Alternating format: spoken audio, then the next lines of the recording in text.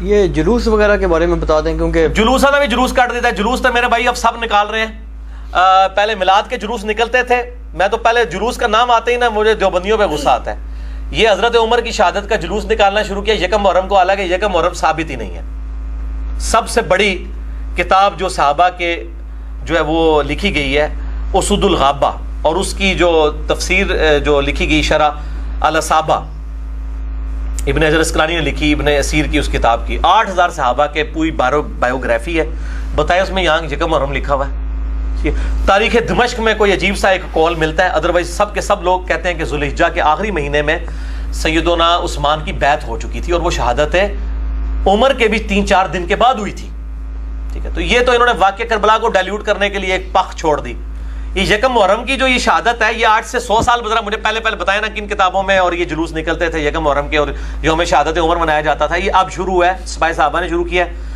میں یہ پوچھتا ہوں پھر لعنت ہے ایسے لوگوں پر جو حضرت عمر کی شہادت پہ تو جلوس نکالیں اور 12 ربیع الاول کا جلوس کو بدعت کہنا شروع کر دیں. ہم تو دونوں کو ہی بدعت سمجھتے ہیں. اگر مجھ سے پوچھیں ہم تینوں کو بدعت ہی سمجھتے ہیں. جلسے جلوس ہاں کوئی علمی نشستیں کوئی کرنا چاہتا ہے ضرور کریں، اور جو نہیں کر رہا اس کے پر فتویٰ نہ لگائیں.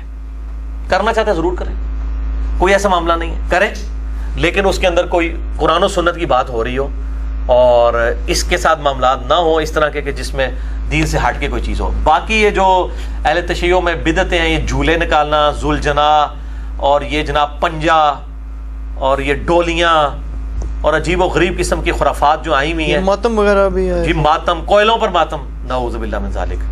اور وہ کہتے ہیں کہ جی وہ چونکہ وہ گرم صحرا پہ تھے ہم اس کے ساتھ اینالوجی بناتے ہیں، وہ اس لیے کوئلوں دیگر مذاہب والے بھی بیچ مکس ہوئے ہیں نا سر. ہاں وہ بھی ہندوؤں میں بھی ہیں. شرف الدین موسوی جو بلتستانی ہیں کراچی والے، انہوں نے ان کی تو کتابیں میں نے 2 دیکھی ہیں نا، وہ تو کہتے ہیں سارا مکس ہوا ہے کام. مکس ہوا ہے، اور وہ تو میرے خیال ماتم کو غلط بھی سمجھتے ہیں. شیعہ کی کتابوں میں ماتم کو کنڈیم کیا کہ یہ بالکل ایک زنجیر زنی ہے سب کچھ. اگر یہ کہتے ہیں کہ ہم ان کی یاد تازہ کر رہے ہیں محبت میں کہ جی ان کو زخم لگائے تھے تو ہم اپنے آپ کو بھی زخم لگائیں، تو میرے بھائی ان کے باقی زخم تو مجھے کنفرم نہیں ہے کہ کدھر لگا تھا. ایک والا مجھے کنفرم ہے جو بخاری میں موجود ہے، وہ یہ والا زخم ہے. اگر آپ نے کوئی محبت کا اس طرح اظہار کرنا ہے پھر اس طریقے سے کرنا شروع کریں، نعوذ باللہ من ذالک. اور یہ بالکل بدنامی ہوئی ہے. اور بلکہ ایک اہل تشیع عالم تھے، انہوں نے ٹی وی پہ میں پروگرام دیکھ رہا تھا، انہوں نے کہا کہ جب یہ گستاخانہ عبارات اور کارٹونوں کے اوپر ہمارے مسلمان اپنی املاک کو نقصان پہنچاتے ہیں، بینکوں کو جلاتے ہیں، گاڑیوں کو جلاتے ہیں، تو غیر مسلم کیا سوچتے ہوں گے کہ یہ مسلمان ہے. تو میں نے اس پہ پھر ورڈکٹ دی تھی مسئلہ نمبر 49 پہ کہ آپ جب 10 محرم کے اوپر اپنے آپ کو چھریاں مار رہے ہوتے ہیں اس وقت غیر مسلم، یہ ٹیبو، وہ تو اس کو ٹیبو کہتے ہیں نا نیشنل جغرافک میں، یہ جو ٹیبو والا کام آپ کر رہے ہوتے ہیں اس وقت مسلمان وہ کیا سوچتے ہوں گے مسلمانوں کے بارے میں. بہرحال ماتم یہ ساری چیزیں ہم ان کو بدعت سمجھتے ہیں، اس کے کوئی کفر اسلام کا فیصلہ نہیں ہو جاتا. اور باقی جو شیعہ نے کلمے کے اندر جو چیزیں داخل کی ہوئی ہیں، کفر اسلام کا مسئلہ نہیں. کفر اسلام کا تب مسئلہ ہوگا جب وہ علی رسول اللہ کہتے ہیں. وہ تو کہتے ہی محمد اور آل محمد ہے. علی ولی اللہ کہتے ہیں تو آپ زیادہ تر سے بدعت کہہ دیتے ہیں. وہ تو ہمارے بریلوی حضرات نے میزان کے ساتھ درود شریف شامل کیا ہے، تو درود کو تو کوئی کفر نہیں کہہ سکتا.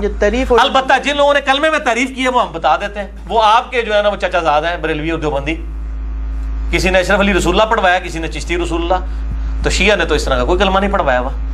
ٹھیک ہے نا. یہ جو ہے آپ علی ولی اللہ، ابو بکر ولی اللہ کوئی کہتا ہے اور اس کو ایڈ کر لیتا ہے، کلمے کے ساتھ ایڈ کرتا ہے، تو آپ زیادہ سے زیادہ اس کو کہہ سکتے ہیں کہ یہ بدعت. تو یہ جو ارتداد